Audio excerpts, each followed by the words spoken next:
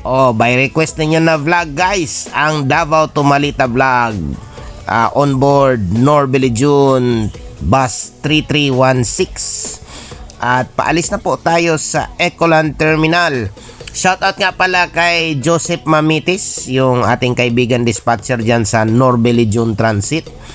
At saka itong driver and conductor ng bus number 3316 sa pag-accommodate sa atin, ano? Actually guys, nung conductor pa ako sa Davao Metro Shuttle, isa to sa pinaka-paborito kong ruta mga guys, ang Davao to Malita, kasi maganda po talaga ang pamasada dyan mga guys. So fast forward ko lang, nandito na po tayo sa seaside ng Santa Cruz, Davao del Sur. Marami na po kayong nakita dyan sa mga vlogs ko, so hindi ko na po i-detalye. And pumasok na rin po kami sa Santa Cruz Transport Terminal. Shout out po sa ating follower dyan, ano, na taga LGU Santa Cruz, dyan mismo sa terminal nagtatrabaho. Baka naman makabili ako ng official cash ticket ninyo dyan, yung isang pad ba, yung isang spread lang for collection purposes, ika nga. Sana mapagbigyan naman ako kahit papano. So ayan, walang paligoy-ligoy, paalis na po kami ng terminal ng Santa Cruz.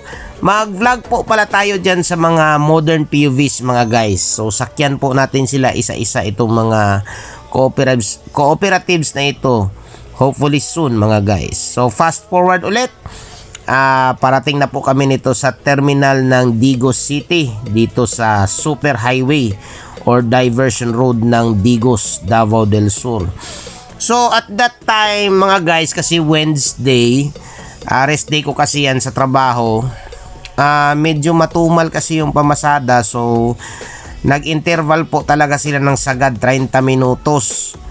So sanay naman po ang pasahero niyan pamalita, dahil tatlo lang po ang bus company dyan mga guys. Kung hindi ACF, si Norlin or Norbeli June at si Davao Metro Shuttle. So after 30 minutes, depart na po kami sa Digos City Terminal, kasi medyo marami-rami na rin yung nakalap namin na pasahero mga guys. And we are going on the way to Malita, Davao Occidental.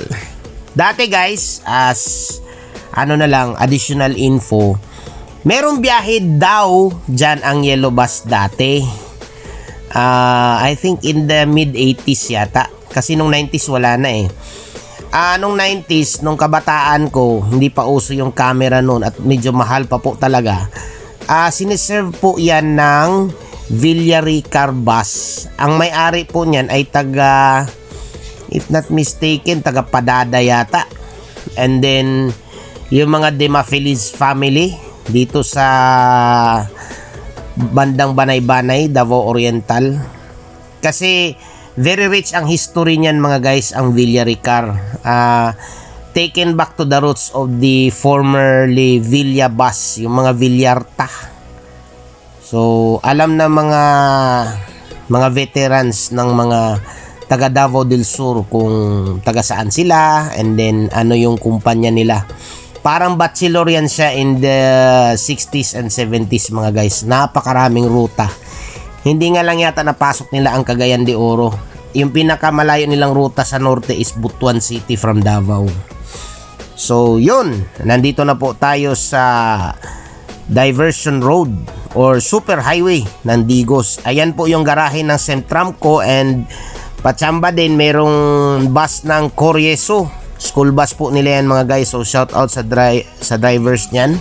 I think nagpapaayos po sila kasi merong vulcanizing shop doon guys, sa lote ng Centramco, which is another company of the Norbeli June Transit, parang cooperative.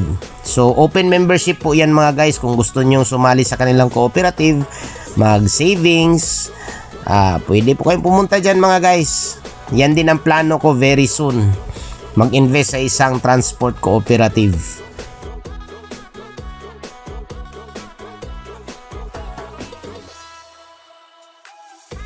Ito nga pala guys yung endpoint ng ating diversion road. So sa pakaliwa, papunta po yan ng Jensan and Malita all the way to Jose Ebad Santos. Kung turn right is the Digos City downtown proper. So yun, sa mga bumabiyahe natin dyan, mga taga mga Digosenyos dyan, ingat po palagi sa inyong mga biyahe ko or kung anong ginagawa nyo po dyan sa ngayon.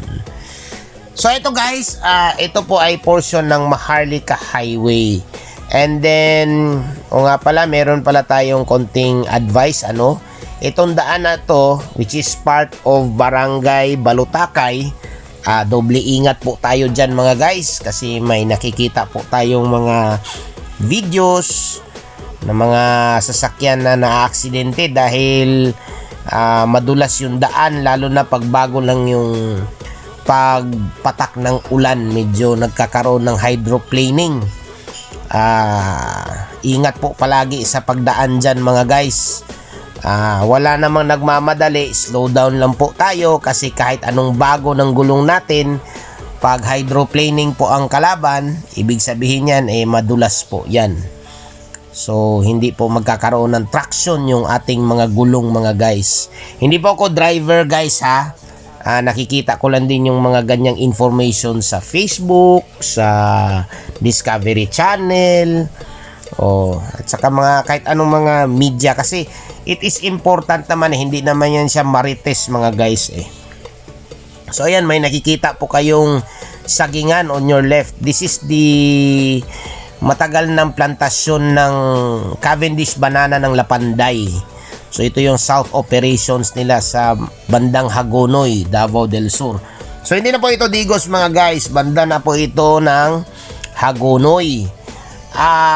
Ang poblasyon po ng Hagonoy ay papasok.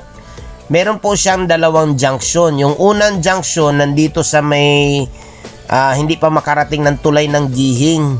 Noong 2009, nung inaayos yung Gihing Bridge, dyan kami dumadaan mga guys. So medyo malayo po siya. And then lumalabas kami doon sa yung tinatawag nilang Paligi Junction. Bandang Padada na po yun mga guys. So it is a quiet town. Yan, ito po yung crossing papunta ng poblasyon ng Hagonoy, Davao del Sur, and the Gihing Bridge. So pagka tawid natin ng tulay, nandyan na po tayo sa barangay ng Gihing sa Hagonoy, Davao del Sur. Shout out ko nga pala yung kumpare ko dyan na empleyado pa rin ng Piltrangco sa ngayon, si Mr. Jojo Mijares. Kung tawag ko pa yan, Attorney JJ Mijares. Pre, amping permedia pre ha. Wag masyadong kakain or iinom ng bawal kay ang atong blood sugar. So, ingat po palagi sa iyong pag-duty sa Piltrangco. I think balik yata siya Drycon o Road Marshal. So ayan, nung dumaan kami dyan, merong karnabal. I think piyesta po nila yan mga guys sa barangay ng Gihing sa Hagonoy, Davao del Sur. Shout out po dyan sa taga Gihing mga guys at saka sa buong taga Hagonoy na rin mga guys. O nga pala, yung isang junction dyan sa Paligi guys, yung malapit na sa Padada, papunta rin, access road din sa papunta ng poblasyon ng Hagonoy. Doon mo rin makikita yung planta ng Davao Sugar Central Company.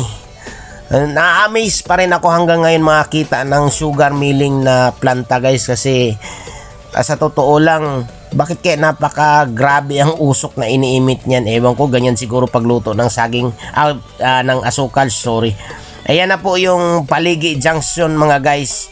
Baka naman i-correct ninyo ako ha. Asukal yun, hindi saging. Lami siguro magkaon o ron, banana Q. Sugar o saging. Putya. Anyway, so straight lang po ito guys. At nandito na tayo sa banda ng Padada, Davao del Sur. Ayan, may nakasalubong po tayo na executive and premier class ng Yellow Bus Line Incorporated galing General Santos City. So ito guys, ipopost ko lang soon sa ibang video yung mga schedule at pamasahe ng mga bawat bus company sa abot ng aming makakaya guys ha, kasi siyempre yung ibang bus company, nakikita kasi nila ako taga YBL kasi ako nagtatrabaho, baka sabihin nila SP ako or what. Hindi. Kung magbigay sila, no problem. Kung hindi sila magbigay, well, their loss. Ako, tulong ko lang naman to para at least alam ng pasahero. So nandito na po tayo ngayon sa proper ng Padada. So in the 90s guys, alam ko itong Padada noon kasi after nitong tawag nito, ito pala mismo sa may footbridge na ito guys, may kainan ng bus ito dati, and then ngayon college na yata So papasok po kami ngayon sa junction ng Pakiblawan. Ito yung kalsada guys papunta ng Kiblawan, and papunta rin po ng palengke ng Padada at terminal po nila mga guys. So nababalita po natin yung 2019 guys, no? Laging nasa news ito for ilang periods of months kasi nga yung mga malalakas na lindol. So hopefully naka-recover na po yung mga kababayan natin dyan sa Padada, Davao del Sur. So shout out po dyan. At nandito na po tayo sa palengke slash terminal or parking terminal ng Padada, Davao del Sur.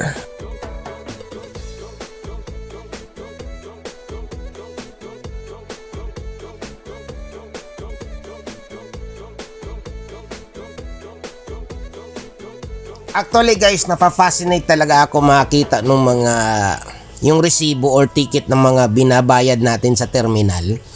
Kasi kung hindi kasi resibo ng gobyerno, yung maliliit na ticket ba, yung official cash ticket, ibang denomination, ibang kulay, tapos iba-iba rin yung hitsura kada probinsya or city.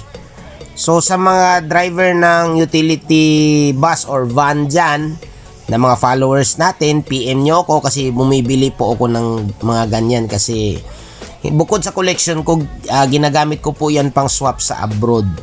So kailangan ko yun sa Davao Oriental, Davao del Sur, and parts din sa Visayas and sa Mindanao. So PM is the key lang mga guys.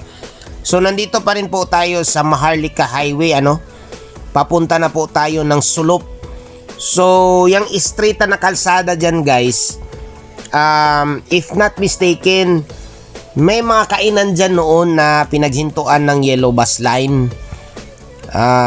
Kaya dun sumikat yung Sulop kasi nga parang meal place area ng yellow bus yan. Maraming kainan noon in the 90s. So meron pang nabubuhay dyan sa ngayon, yung May Gazelle fast food daw. So kahit papano, kahit wala ng bus, meron pa namang mga biyahidor at saka mga truckers na humihinto para kumain kahit maganda na po yung kalsada. So may mga picture dyan mga guys, mga lumang picture ng bus dyan, ng yellow bus, ACF, Villaricar. PM lang po kayo sa akin mga guys, isend nyo via messenger, and then bigyan ko kayo ng 50 pesos reward per photo. Pero depende yan guys, baka pwede pang umangat yan to 100 pesos. Just send us a message, ika nga. So nandito na po tayo sa Sulop, Davao del Sur. So shout out po dyan kay Rodrigo Yapak, driver ng Davao Metro Shuttle, PitX line. Dati ko po yan partner sa itong biyahe na to, Davao to Malita, way back 2009. So ayan, papasok na po kami sa terminal. Itong Sulop guys, dalawa ang terminal niyan. Nakakatawa nga dapat isahin na lang nila. Ito yung unang terminal na papasukin natin, which is relatively new.